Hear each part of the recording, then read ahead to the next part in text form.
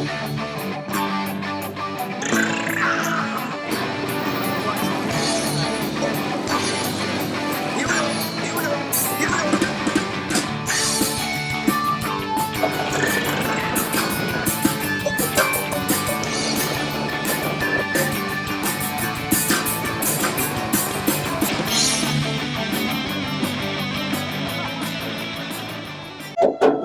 hold on a second. Wow, first drum roll I ever got. Hi everybody, and welcome back to On the Roof. Today is the day I've been waiting for quite a while. I have one of the most prominent drummers in the history of rock and roll, and what a story he's got. We're here to talk about his book called Letters to Sarah, and it's one of the most innovative, original autobiographies, although your life's original for sure, but the way you told the story that's what blew me away. Thank you, Scott. That's very kind. I appreciate that very much. I'd like to introduce and welcome Corky Laing. It's good to be here, Scott. It's good to be here, and I spend a lot of time here. This is our rehearsal place. This is the temple of music and any kind of form of creative activity.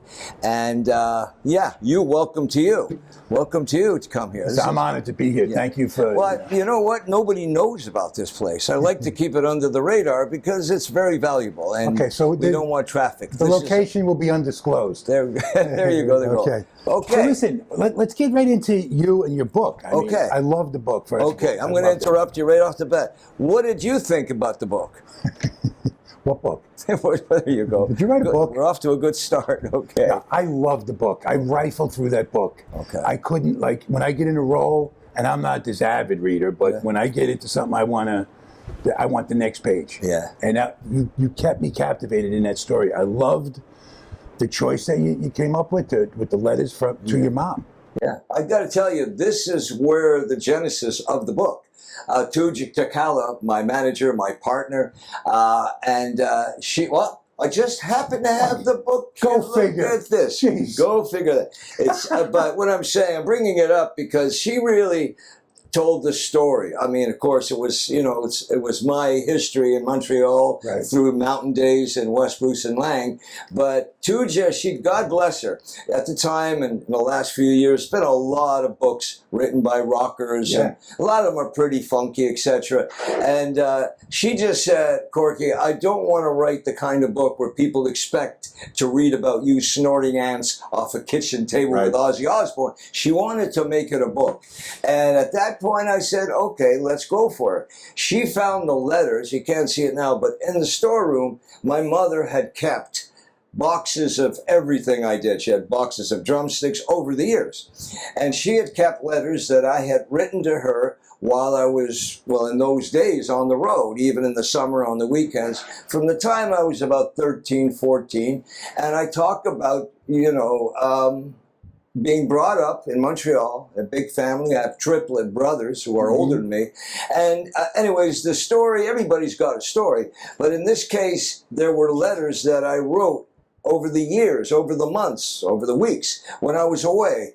I would write to her. She saved them. I didn't know this until Tuya, God bless her, we were working on some stuff, on a play here. She found this box. And at the time, she wanted to do get my Wikipedia up to, she wanted to get some background, which I hadn't had.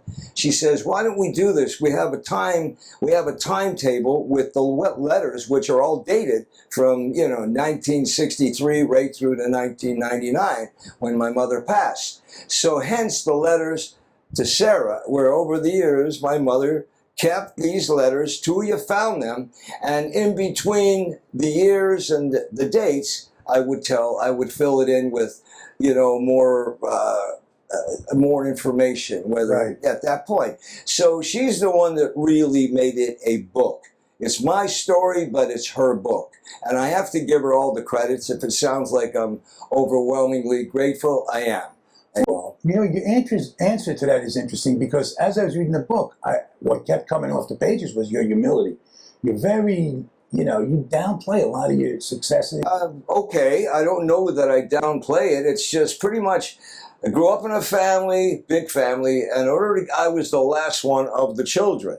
And there were 5, and then were 4, then there were me, my aunt, my grandfather, and we all lived, or my grandmother, we lived in this house. So one had to get along. You know, I was in a bedroom, in a small bedroom with 2 bunk beds. So the 4 of us, my triplet brothers and myself, lived, well, right up until I was 16, 17 in this room. So it's like I grew up in a band. Right. We weren't the Bee Gees, but we were pretty close. The point is that in order to get noticed, Scott, drums are the best way to get noticed anywhere.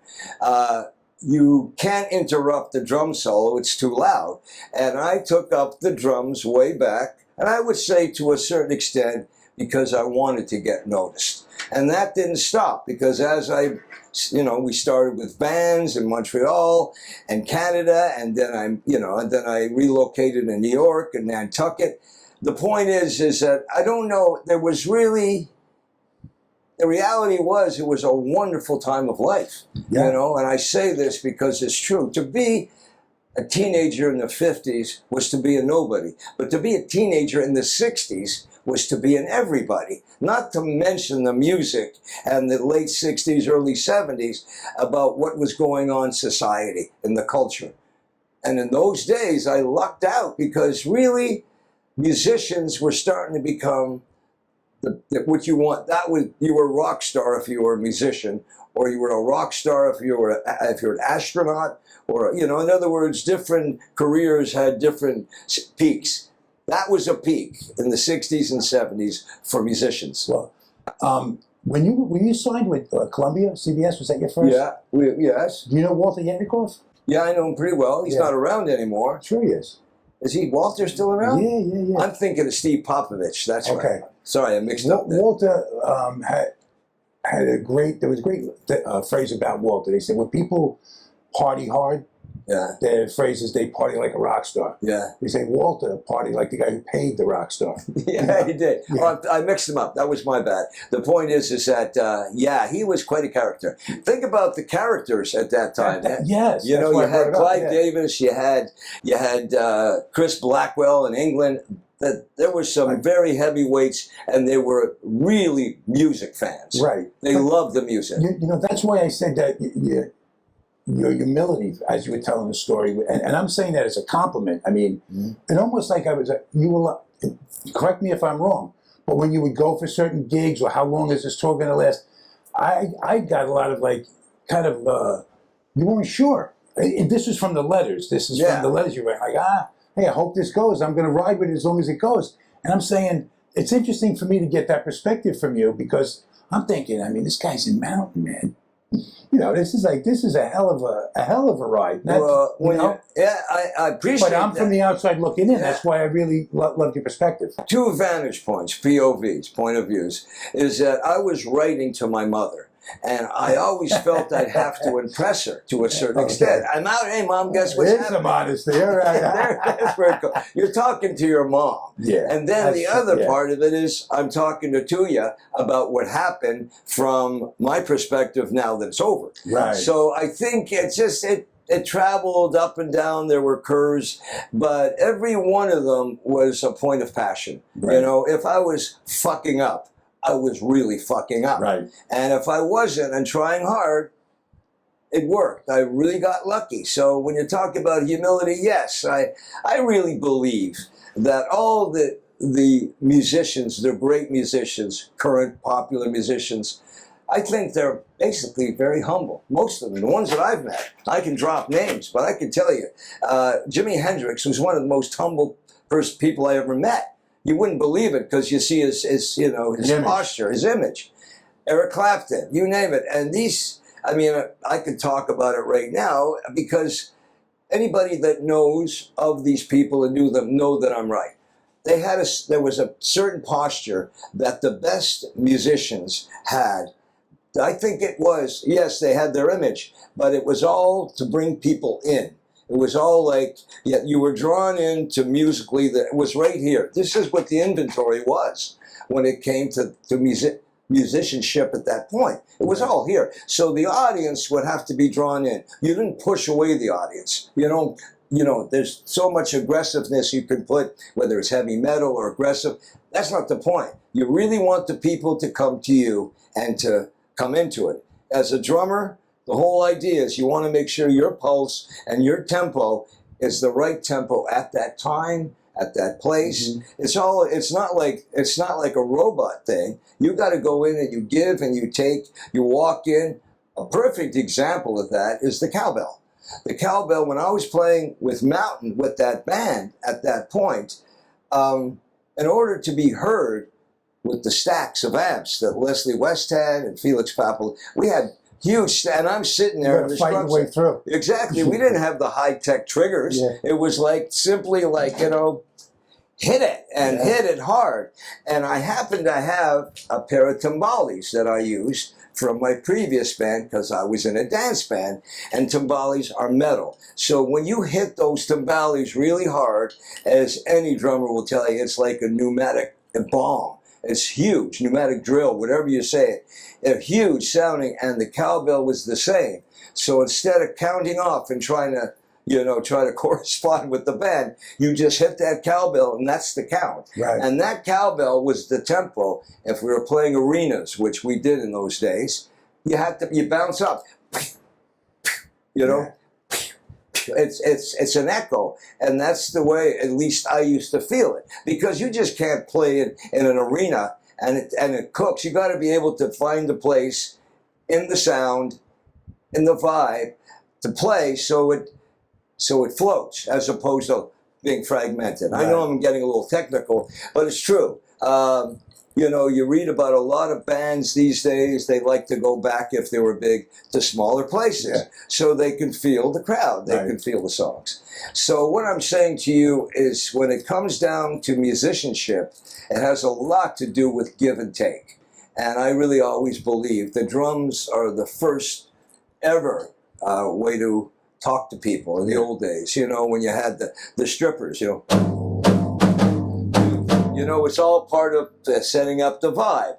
When you're marching in the military, you know, it's all time. You know, you're playing, that's that era. And then you go into the swing era, you know. It was all part of the culture in those years. I call it decades of drums. Yeah. And then you get into the, you know, the rock and roll part where everything's in 4. So in other words, as the decades progressed, and I am digressing myself, as it progressed, you went and you communicated your feel to the attending audience.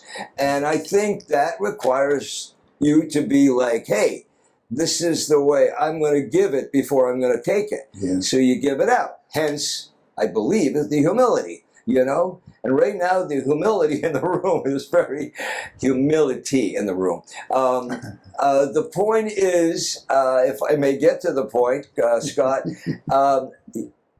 humility and just a form of humbleness is very important to playing and communicating with an audience. Yeah. Whether it's in the song, whether it's in the beat, whether it's in, you know, the environment. Now the world, whatever, 2020, the world is now all basically marching to the beat of the big drums that are happening. Of course, these days it's all computerized, but getting back to what I consider to be off the track, and I'm going off the track. Ask it again, Scott. Go ahead, I'm naked. Well, here's the thing. I mean, you were part of a power trio. Right. When power trios were power trio. I mean, right. The Hendrix, Experienced Band of Gypsies, right? Cream, yourselves. Right.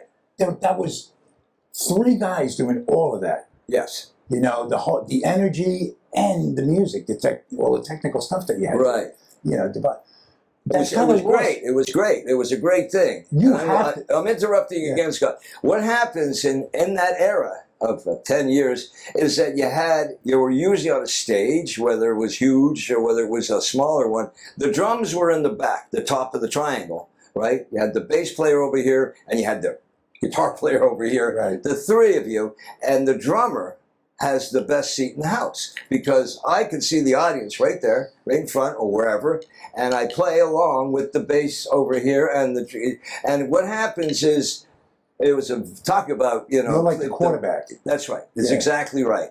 And yes, you are. And The audience hopefully responds to you putting out, and then they come back, and there's a breath. There's a breathing process that goes, if you're nailing the zone, the audience is doing that. They're going back and forth. That's what's so much fun about a trio, because there's not a lot of complications there. Yeah. It's boom, you know, everybody had their job. Anybody came up short in a trio, it sucked. Yeah. You know, and that's where I think And a lot of people, the audiences love that. They didn't have to go, where's the trumpet coming from? Which I love trumpets. But the point is that it was a great time to be in a trio over the years in the 70s. Yeah. You know, it was a terrific time to do that. And I did play with a couple of bigger bands, dance bands in Montreal. That's in the book. But yeah, I wouldn't say it's an ego trip, but it's really great to be in control. Yeah. And you had to know what you were doing. And I thought I knew what I was doing. And if I didn't know what I was doing, I played even louder. You know why? Because somehow, the best defense is an offense. So you keep putting it out and hoping it's going to come back.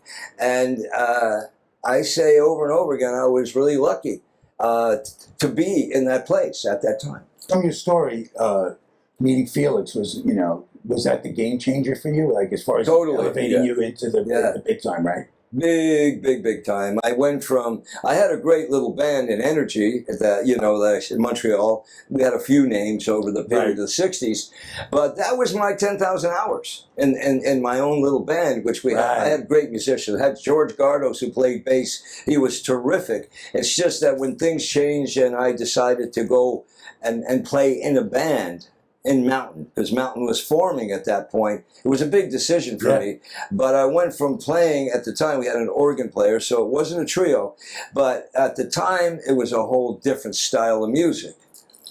Coincidentally, well, I don't know if it's coincidentally, the band Energy that I was in wrote quite a few of the songs that ended up in Mountain Records, which was a financial pleasure. It was great. But the songs were translated as a trio. Leslie had a brilliant approach to how he did it, and it was very simple. There wasn't a lot. It wasn't a lot of notes. You know, it was pretty straight ahead. It was like really pounding. I don't want to break my mic, but it was like just pounding. Most of the time was right between the legs. Just pounded out, and it was a lot of fucking fun. Right. It really was. I mean, there's no question. Being in, having that much, I hate the words control. It's not control, but having the diversity of drums and the different songs, and we had two singers, whether it was Jack Bruce or Felix. In those trios, I had three of the best singers. I mean, I didn't have to do much. Between you and I, off the record, I didn't even have to play drums. Those guys had enough rhythm. I mean, Felix and Leslie, they didn't need the drums. I played more percussion. So this is what I mean about the humility. I mean, it's like it's beautifully refreshing in one aspect, but I don't know, man. I would think a lot of people be, just dying to be where you were and had that experience. I mean, I don't know too many people been anywhere near it. It's funny you mentioned... In your industry. Yeah. Yeah, well, I remember seeing Keith Moon when we played in Montreal. I was in a local band, we were opening up, and I remember watching Keith Moon play. And Gene Krupa, Elvin Jones, all these drummers that I really loved, Tony Williams stuff. But when I saw Keith Moon play, and I just saw the vitality, and I saw the joy and the passion that he played with for the whole time he was behind that kit, it was amazing to watch that. And keeping in mind one thing at that time, no click track. Yeah. And Keith Moon's timing was all over. Charlie Watts' time is all over. Nobody cared because they were moving and flowing with the vibe. And I've always said, actually, I was starting to write a book way back, sort of on a musical level. It's called Off the Click Track. It's more about the lifestyle of rock, to where there's nothing being tethered. You didn't have to hold on to anything. You were there. You were free. Mm-hmm. And when you talk about Felix Pappalardi and Jack Bruce, playing with them on the bottom end, on the bass, and just pumping away, I had a terrific freedom. Felix would just say, go ahead. And I was just a baby. This guy, with cream, I was on the tier. I was down there. He just said, Corky, as long as you point out the one, just let me know where the one is, you're fine. So I would have the freedom to like play all these things. I say that because they were keeping the time. They were like right there, and I just like this. Yeah. I didn't have to really. My function was really simple. Have a great time. But that's like you said about the 10,000 hours a minute ago. That's what they say. Luck is 95% preparation and 5% opportunity. You were ready to go. When I was ready to go. Presented itself. I didn't know that at the time. That could be where the humbleness you're talking about. I never felt cocky about having it together. I just kept on trying harder and harder to do whatever was being asked of me, which wasn't a lot. Like Felix said, just play. And if you listen to Nantucket Sleigh Ride, the middle part of that. Listen to it on the way out here. Yeah, well, that to me, I could go on and on, which I probably will. The drums leads that song, kind of, right? Say that again? Don't the drums lead that song kind of? Yes, well, at the time, that's funny because when you listen to it, it's folk song. Goodbye. Yeah. It's like a folk, which Felix was a folkie to begin with. And Leslie took it and brought the melody and brought the big chords. And then when it came time for the middle part, where it goes bam, bam, bam, bam, bam, all sort of what I consider the big brass parts. That's you. Felix, I didn't know what to do. And at the time, I was so frustrated. Seriously speaking, Scott, I just said, fuck this, and I playing it, I just didn't stop. I just went for it, and I remember I said, Felix, I'm really sorry, man, I just over the top here, and he goes, no, that's fine, just right there. So they kept what I consider to be the sleigh ride drums. They kept it in there, which was a tremendous compliment because I really did not know what I was doing. I just played as hard as I could because I was frustrated, and it worked. And yes, luck came into that one on that one. But, but you were ready. I was ready to get anxious, The biggest hit that you had was Mississippi Queen, would you say? Yes. Undeniable, right? You wrote that. Yeah, I wrote the lyrics. That song, it's in the book too. It says, I was in Nantucket on a summer day, in this really hot, funky club called 30 Acres. And we had a band, an organ player, a bass player, myself, and we were playing Up on Cripple Creek. She sends me if I run. I'm playing this now for a purpose. And I'm playing that beat. And out of nowhere, everybody's dancing, out of nowhere, the lights blew out. All the electricity on the island of Nantucket blew out. I found out later. And all there was this, this emergency spotlight on a friend of mine's girl. My friend's name was Roy Bale, and he was dancing with this girl. It turns out I got a little asterisk on this story. By the way. I do. I got. We're all about the asterisk. Yeah. Good asterisk on her too. But what I'm saying, she was dancing in a see-through sort of dress, a knitted dress, and it was hot, and everybody was, you say, animals sweat, people perspire. No, she was sweat. It was animalistic. It was beautiful. And I was just playing, and I didn't want her to stop dancing. I said, fuck it, everybody's having a great time. And I'm, and the beat said, I go. And she was from Mississippi, by the way, I found out. And I said, Roy, hey, Mississippi. Trying to get her attention, right? Hey, Mississippi. And she looked at me. I went, oh, look at this. Hey, you know what I mean? And I just didn't stop. The drums was like a rap song at that point.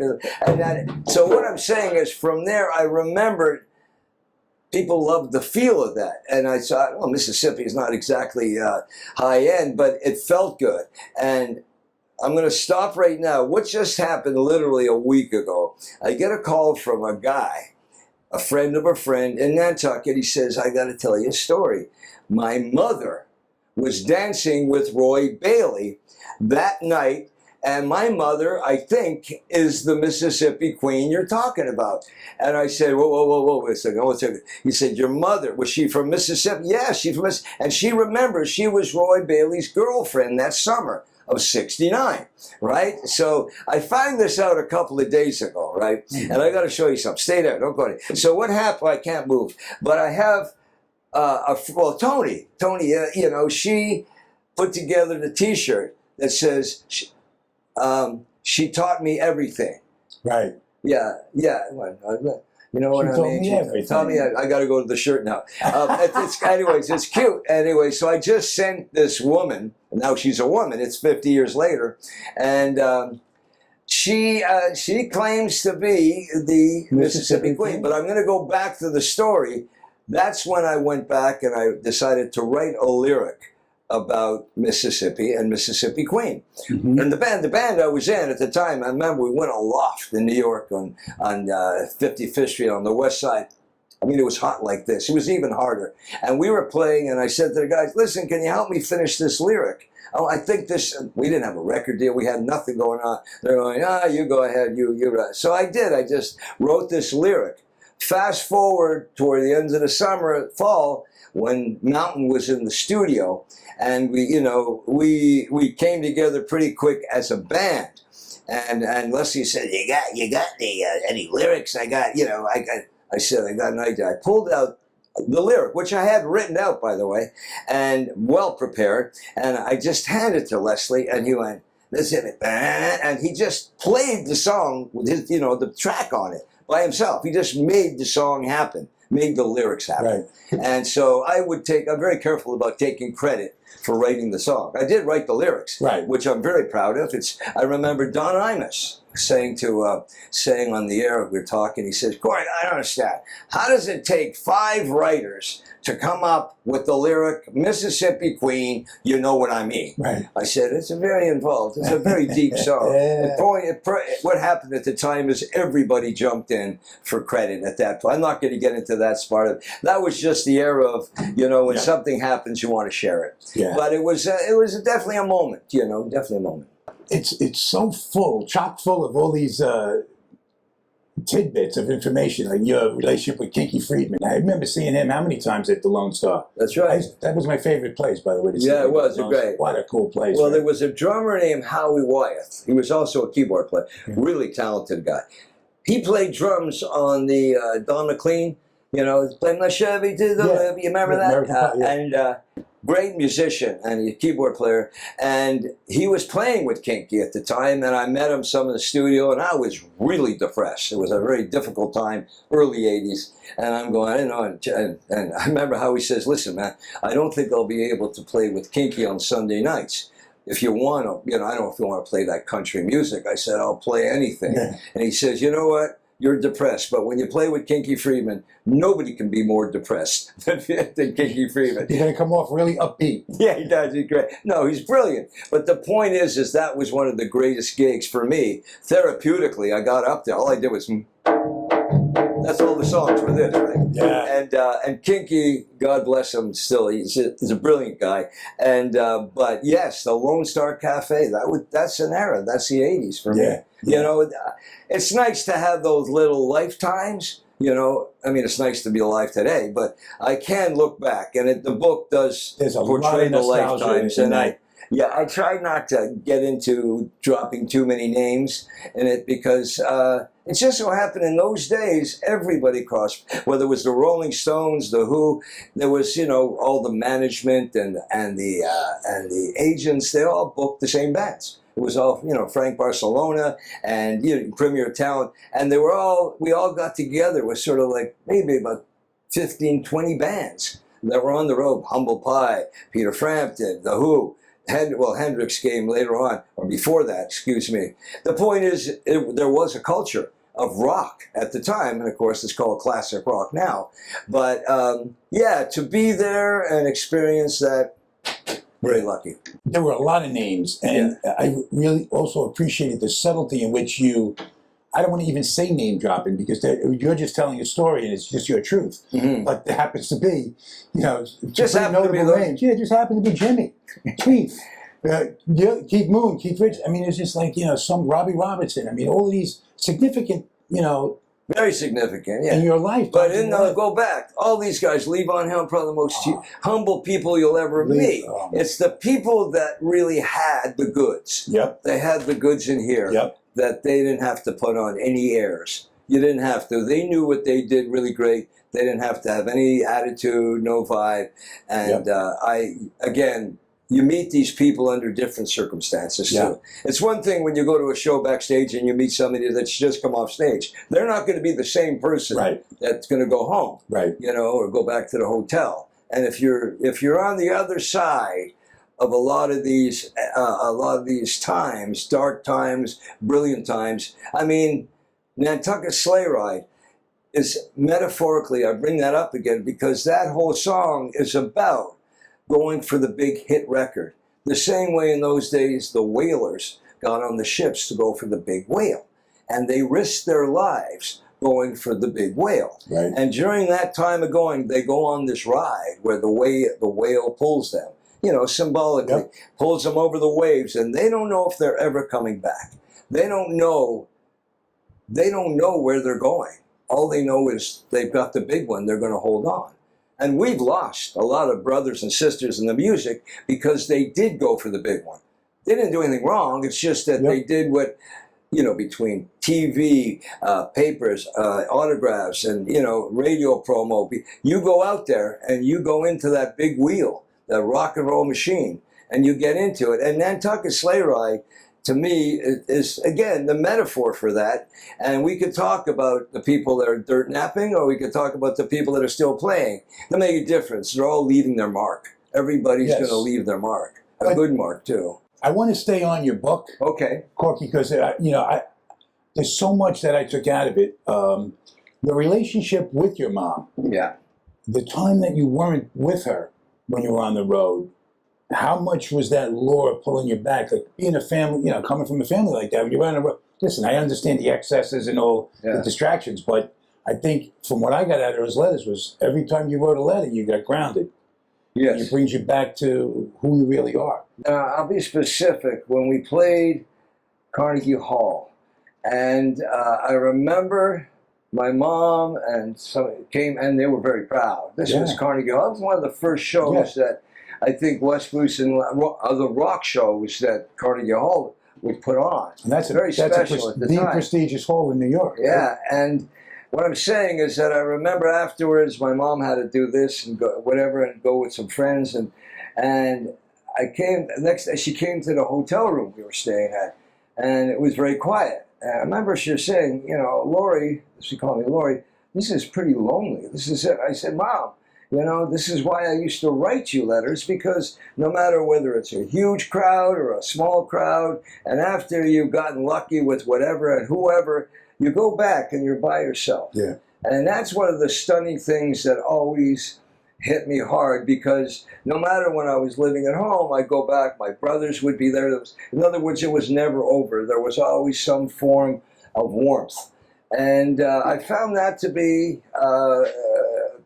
I was pretty conflicted with what do you do at that time? And yes, I did. I went back in those lonely hotel rooms, whether it was Armpit, Nebraska, or wherever in Quebec City, and I wrote to my mom.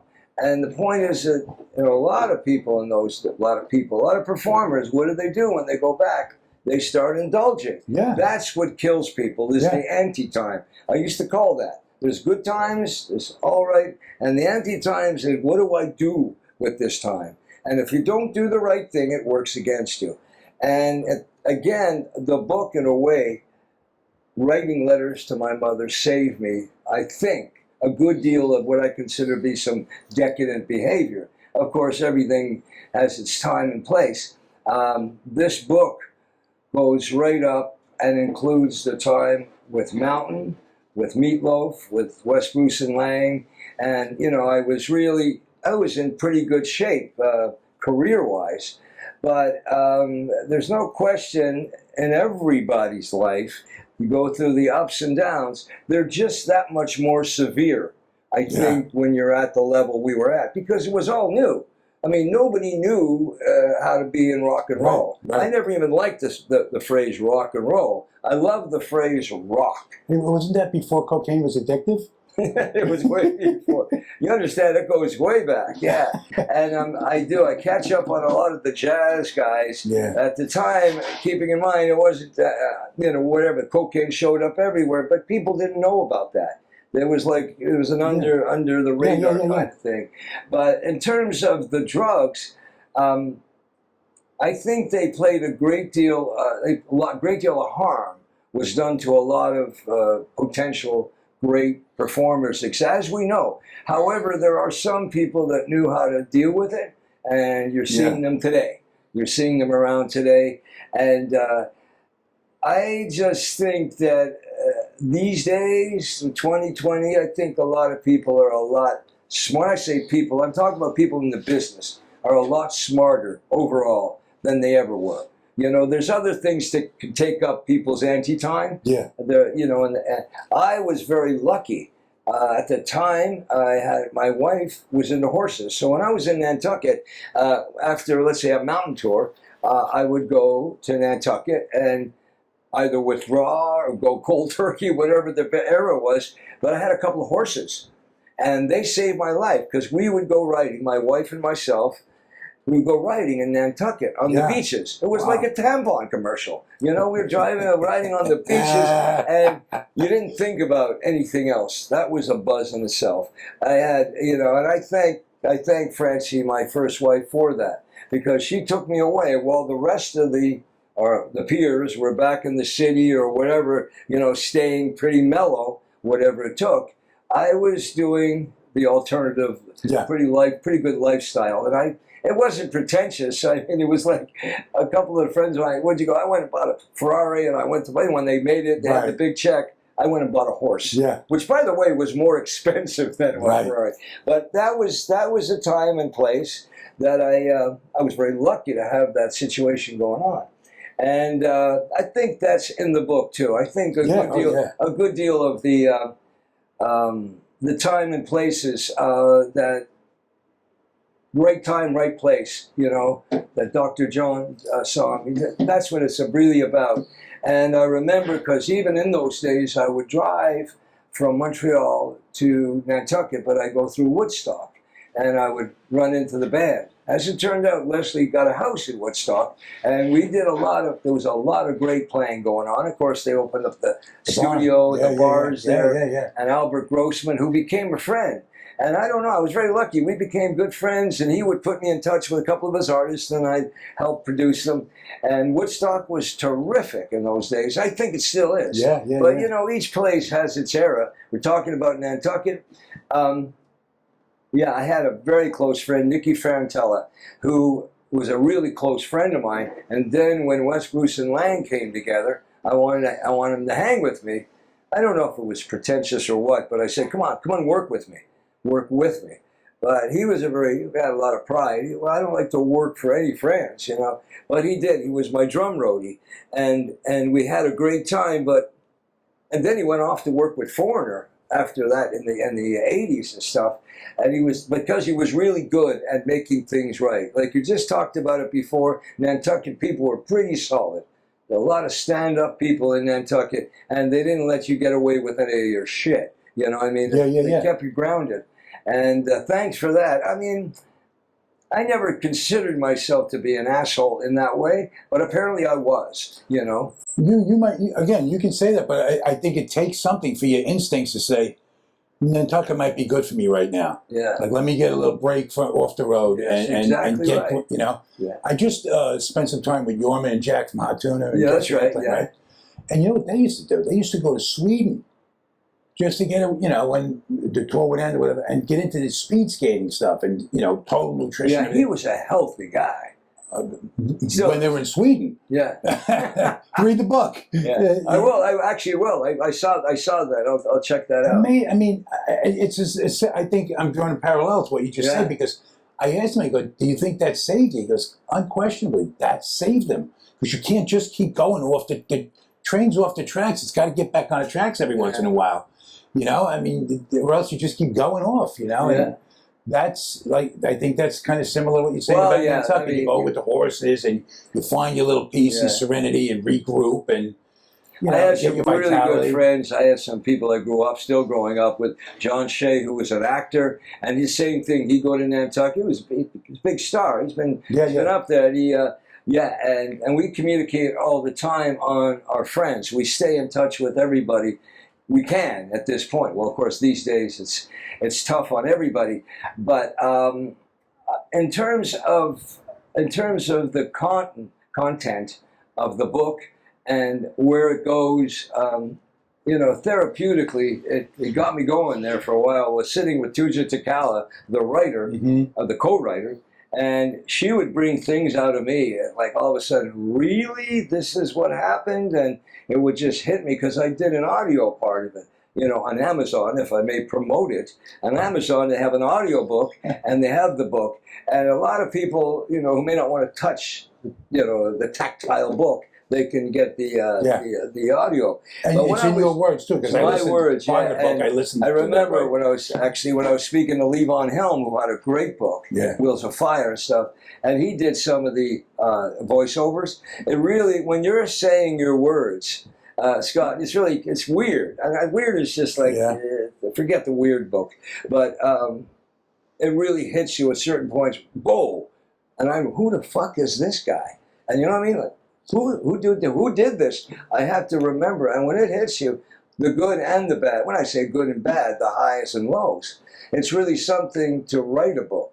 And that's one of the reasons why when Tony asked me if I wanted to talk to you, I saw the clip and I went, he knows how to talk about the book when you're talking to Yorma, And I went, that's really, music and all that brilliant stuff that's been done. But to communicate, to actually take what's in here and take what's behind you and what's going on and your future and trying to make sense of it, trying to get the curve right. It doesn't stop. You're always making it better if you can. But the book, this helped me realize a great deal of what I did. Because I never sat around thinking, oh, you got a gold record for this.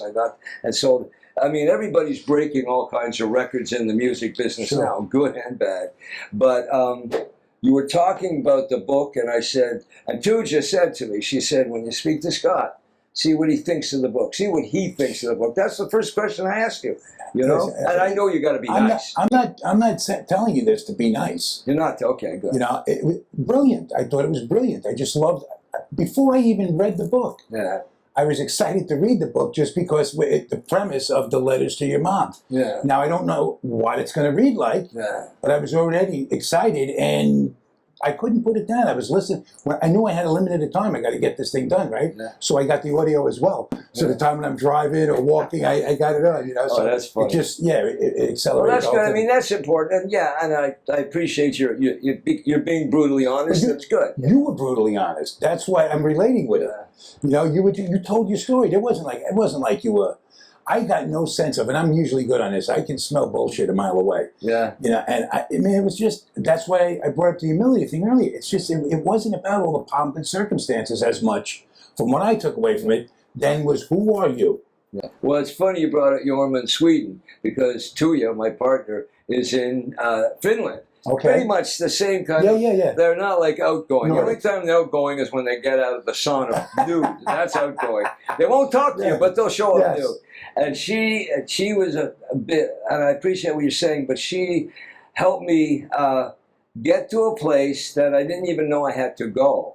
And when I arrived myself, like I said, just audio, doing the voiceover, seriously, I would get to a certain place, I go, who is this guy? And I appreciate that from a point of view where hopefully I got out of myself, so to speak, getting out of that particular thing. And for anybody out there that has a story to write, these days you can do it.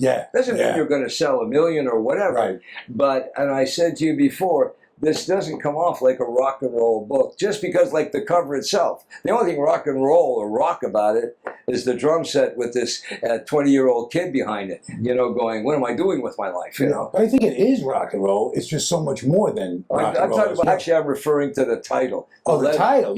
Sure. And like I said, we talked about it a bit before. I didn't know whether I should call it, 50 years in decadence. You could do that. But that wasn't the life that I really led. It wasn't decadent, especially the Montreal days, the Canadian days.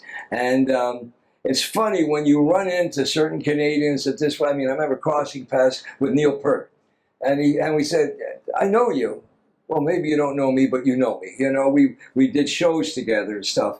And it's kind of like you grow up with Canadians. It's like a different vibe in terms of I think personality is one thing, but in terms of conceit and self-reflection, Canadians, because they're not Americans, are a little low key. Yes. It's kind of like when the Canadian and the American die and they're going up to the gates. And there's a sign that runs directly to heaven, and the American takes that, goes directly to heaven. And the other sign says, panel discussion on heaven. The Canadian goes to that, bro. But that's that Canadian anecdote. But, and I get that. I remember when we used to play, like the Fillmore you're talking about, I was in the back in all my Granny Takes a Trip clothes. These were all English kind of style, and I loved them. Leslie and I used to shop, and he loved to get the velour and all that. And I remember people, they always thought I was a Brit because I'd wear these clothes, and I'd never say anything, you know. Right. And it was kind of funny because the first interview I did on my own, which I didn't do many, because Felix and Leslie did the interviews, and I remember, I think it was with Rolling Stone, and the guy, whoever it was, Cameron Crowe, could have been Ben, whatever his name is, said, "Hey, I thought you were a Brit." I said, "I'm almost a Brit. I'm Canadian." You know? I'm glad you brought up the book thing because I'm very proud of it. I am very proud of it, and it's making its way through different people. And as we play on the road, which, as you know, at this point, Scott, there's not a lot of dates being booked right now, and I don't know what you're doing with your life, but I may have to go out and sell shoes because right now there's not a lot of gigs. And Scott, when you spent your whole life trying to get people together and party and play music and have a creative celebration, and then they tell you, by the way, you can't do that anymore. You can't. I mean, talk about having it pulled out. I'm saying, well, wait a second. We can't congregate close. And the whole idea about music and everything is being close to each other. And I think drummers were responsible. I went before, I was talking about the decades of drums going from the marchers, you know, from the victories of war into you know, the jazz and the different styles of music over each decade. And then it comes into, you know, the Allman Brothers and the 60s drumming where you had two drummers. And then you get into the more advanced style and you get into the rap, which is just, and there was just drumming, you know. And it turns out that I found out that the drumming on Long Red, the live drumming, is one of the top 10 most used rap tracks that they use, that, what do you call it, a lot of the rappers use it, top 10. I never got paid for it, but it's like, you know, I mean, didn't you already have to kind of reinvent yourself in this business because the business has changed so much? A perfect idea. When I do the decades of drums, which I do in terms of telling a story, and then you go into the rap, which, you know, fuck you, and then you get into the heavy metal rap, was die, motherfucker, die, you know, it's like, die, you know, it's like totally kill them, you know, and the drumming of that, the drumming went with that. The drumming was always there. It was always vital there. Yeah. So I always thought that was kind of cool because Long Red, you know, right? Long Red, going through my mind, right? And the rap, yeah, just shaking on the papa, chicken, shadow matter, you got a better chicken, whatever, right? And that's when they used the Long Red thing, which I thought it was very. JC used it, and a few people.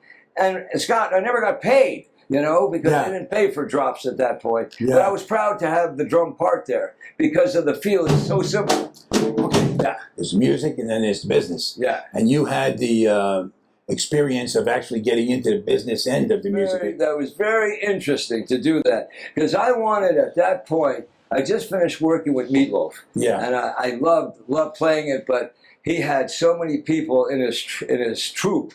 I was used to going to a trio, into like 8 people on stage. It's like a theatrical event every night. It was my bad because you have to connect with it, and they had terrific people working with them. And that's when I was offered a job at Chapel Music, the publishing company, and I grabbed it. Even though I was working with Meatloaf, I said, I need security. I just had a kid.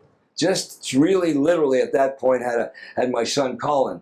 And I had this job which I thought was secure, and then Warner Brothers came in and bought Chappell. All of a sudden, all that company thing happened. Yeah. So I went from there, and then I went to Polygram. I went up to Montreal to work with Polygram, and they gave me a great position. Vice President of A&R, which means I was an A&R guy, only Canadian artist. Anyway, so what happened is I went for the security of the job. And then in that era, the security, the rugs kept on being pulled. Because this company bought out that company, we're changing, and A&M bought out Polygram. So, and what I'm getting at is I did get an idea of what it was like to be on the other side of the desk. And when I came to find out, it was a lot of the actual artists that were messed up because they thought they had made it when they got a record deal. They didn't know that was just the beginning. Pay that back. That was just the beginning. You know, I mean, they come in and I tell them. You know who I am? Yeah, that's right. You know who I used to be. Well, that's true too. But it was a great experience. I mean, you know, for 8-9 years I was traveling around, and I signed some very, very, very wonderful artists who are not around today for some reason. The point is that side of the business, I knew it was going down. I felt the downslide of that whole thing. The CD thing was over. They were getting into a lot of, at that point, just streaming. And I got out the beginning and the end. Before it all collapsed. But what the byproduct that came out of that time of your life was that you would spend your weeks with your mom. Right? So how cool was that? That was great. That's what I'm saying. That was the high point. I was in Montreal. I'd stay with my mom. I'd go to work, and a lot of times I'd have to hit the road. Polygram at that point, Records, was in Montreal. And then they got moved to Toronto. That wasn't my fault. But the point is that that whole time I had 1.5 2 years staying with my mom, traveling and having a paycheck, and I was vice president. I had all the buzz lines that were very impressive. And my mother used to say, there was a place called, there was a diner in Montreal that at the time, all the family, women, would go there because it was wide open. You could see who was dining. It was like a showcase for all the divorcees and whatever. And I remember my mother would take me, and I go, be one of these. What are all these people and this and that? And she would show me off. And I said, Mom, can you take it down a couple of dBs? She went, Laurie, my son's the vice president. She said, I have no idea what I did. The vice president, A&R, what's that? Action and romance. That's what it is. Anyways, she was terrific about it. She was very proud. That made me feel good. That she liked it. My brothers couldn't believe I had a regular job. They were funny. You mean you get paid for this? I said, yeah, I really get paid for this. And they got bought out by A&M? A&M, they took over. Frankie LaRocca, who's a drummer, a friend of mine, became head of A&R for, I think it was for A&M. And he signed the Spin Doctors. Oh, wow. And that was, he did. And I remember, and then he went into publishing. I think he passed away. I'm not sure. I hope he didn't. The point is that I started playing with the guitar player from the Spin Doctors, Eric Shankman. And the business was doing a lot of flips and flops. And right now, there really isn't a music business as we know. I mean, it's not it. You fend for yourself. You bring your merch to every show. And you got to get out there and play. And you know. This is the merch, ladies and gentlemen. This is it, and I'm proud. It's not just the merch. This is it's a good piece of life for me. Go ahead. I wanted to ask you about two names, getting back to the music part for a minute. Jimi Hendrix. I mean, was it when you were in your height and heyday, during his 3-year span as a solo artist, right? As the experience and the Gypsies, right? Was it Jimi Hendrix and everybody else, including the Beatles and the Rolling Stones and Elvis Presley? Was he just on a different plane? I think he was, but I think in general, personally speaking, I love the Jimi Hendrix experience. Even though Noel, they have different rumors about it, I think that band with Mitch Mitchell, the way they played, the three of them, was a peak. When they went to band the Gypsies, a lot of people loved the band, and I appreciate that, but they didn't reach that height. As far as I'm concerned, I think Jimmy himself felt he was starting to compromise. I'm thinking, this is me thinking. I'm not saying it's right. But, you'd read about him, and he lived around the corner where I lived in the Village, but that was before that. You'd see him walking around. He was fine.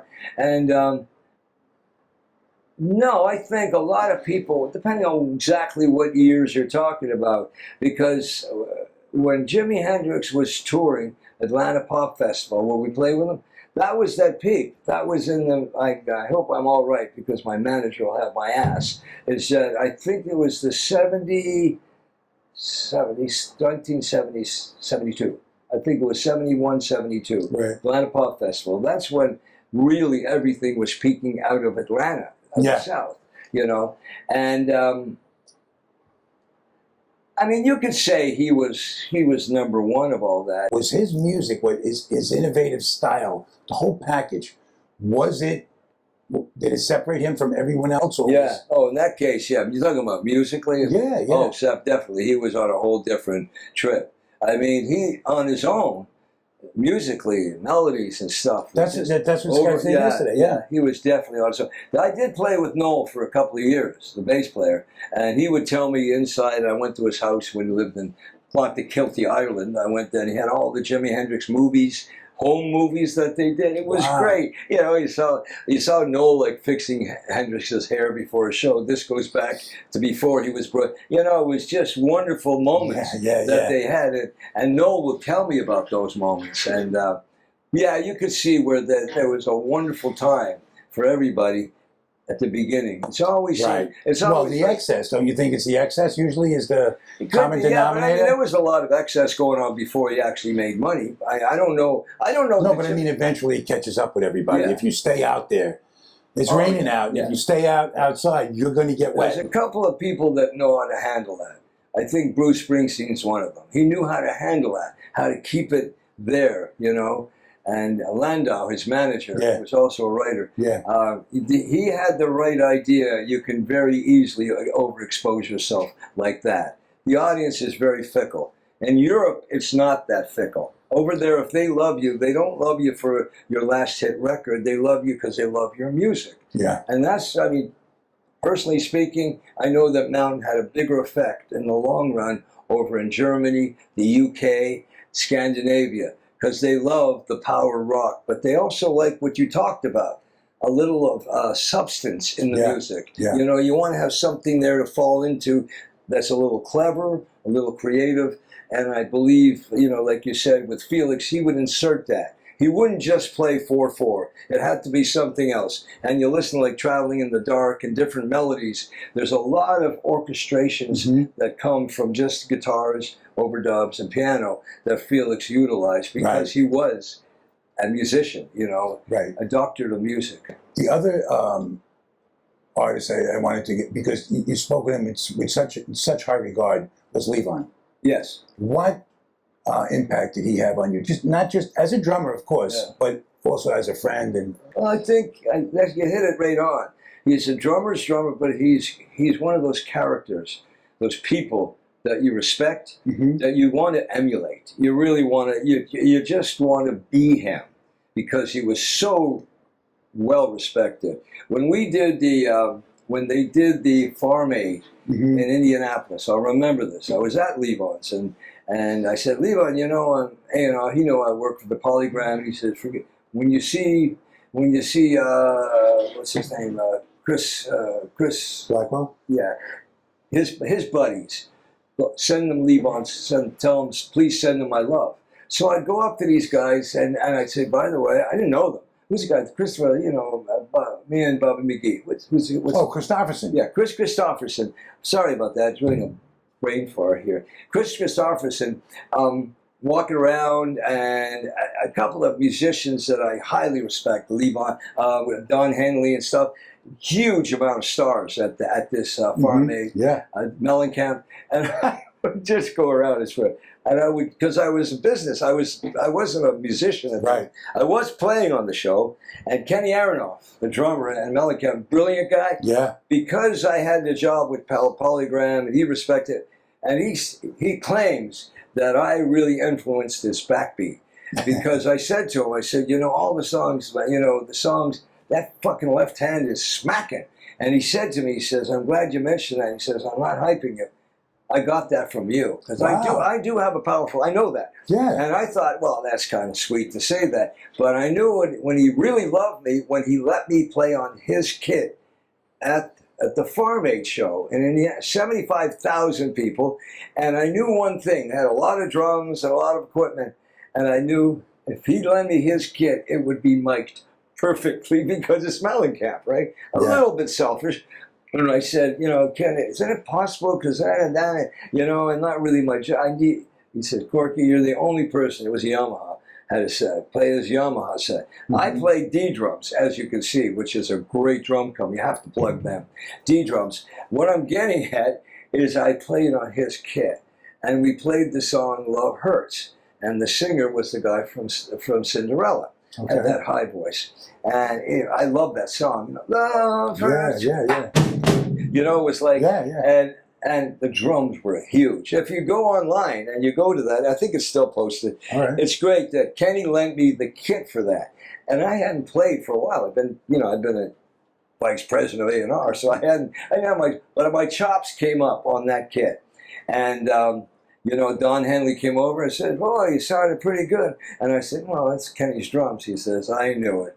He wouldn't let Don Henley play his drums. Anyways, what I'm getting at is that, what was I getting at, Scott? You were saying how when you mentioned that Levon Helm, yes, that's important. Regards to that. Levon Helm, anybody loves fucking Levon, because that he does. If he don't like you, he's not going to bother with you. But we got along famously for a lot of reasons. He loved Mississippi Queen. He loved the song. But I met him when he was with the Hawks in Canada. The Canadian, of course, he's from Arkansas, but we got along because, I'll tell you why, because I'm going to go back. We just covered this. I was playing Up on Cripple Creek. She said, and I told Levon the story, and I said, Levon, come to think of it, I owe you a piece of the publishing, because, Mississippi Queen is in that song. He goes, "Corky, I'm sorry, man. I do not hear Mississippi Queen coming from Cripple Creek." I said, "Levon, it's the backbeat." And he didn't buy it. He said, "No, Corky, don't worry about it. It's yours." But very funny, because that's the influence of the song. And that's why people like dancing to it. Yeah. But I can't say enough about Levon Helm. I can't say enough. I played the Ramble. I played with Kinky Friedman at the Free. We had greatest times there. And again, Larry Campbell, his guitar player and stuff. Great player. He produced the record that I did with a band called the Memory Thieves, which was a very short-lived band, but a good band. The world is so small with you guys. I mean, you musicians, once you get in a certain realm, like there's a camaraderie, a mutual respect. I hope so. You've paid your dues. I mean, you've run the course. I have to say, I'll take it. I will take that to finish off this interview. Yeah, I think you've been very kind, and I appreciate your appreciation. And this is it. We just carry on. I don't know where it's going to go, but it'll move. And it'll go to someplace good for sure. Very good. Listen, I can't thank you enough, man. Okay. This is an honor and a privilege for me to just do this. I appreciate your time. I appreciate that. And when you send the check for $5,000, I'll appreciate it even more. That's great. Kidding aside, nice round of applause for Scott. All right.